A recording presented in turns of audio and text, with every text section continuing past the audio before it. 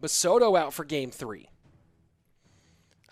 Being asked in the chat on YouTube by Ugarte, out of all the balance changes, what do you think is the right decision? Which card do you think is the right decision? Well, there are 11 balance changes incoming, and I would say I agree with approximately 11 of them. At least when I'm looking at it right off the gate, 9 of them pretty much for sure, and then the 2 reworks for EQ and NATO. We'll see. But I actually like EQ being just a little bit less powerful on towers, or on buildings, and a little bit more powerful on troops and towers. What do you think, Carter? Yeah, I think it's a pretty good change overall. Honestly, my biggest concern for the next meta is Bomb Tower. I think it already was kind of an OP card, and with the nerf to Earthquake, I think it could get a little bit out of hand, but we'll see. Mini P.E.K.K.A does get on left-hand side for Bassotto. Lince, not enough elixir to do anything, just has to watch while his 2 towers get beat up like they walked down a dark alley at the wrong time of night. Unbelievable.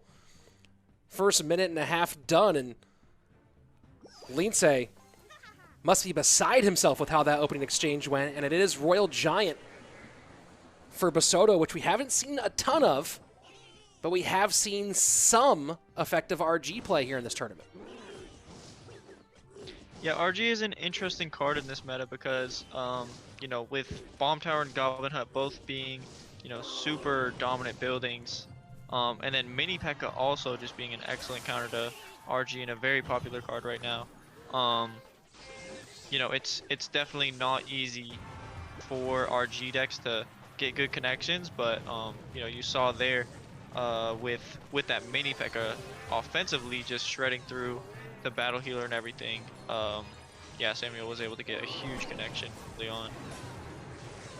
Graveyard Poison trying to put some real damage on that left-hand tower, and a defensive EQ from Bassotto. You don't see that very often. Yeah, that's kind of a desperation play right there. I think it was a necessary play because it keeps the tower up, but with him not having login cycle, I mean, it's not an ideal play, but it did manage to keep him alive at least. And here he uses log offensively, so this graveyard push could be problematic, and he is going to need to use the Earthquake to finish off the tower here. So Earthquake gets the tower down. Baby Dragon in. Ewiz gets picked up by the Goblin Hut. Not enough time for anything else from Lince. And Bassotto just blows him out of the water. I think maybe a bit of a mistake there at the end by Lince.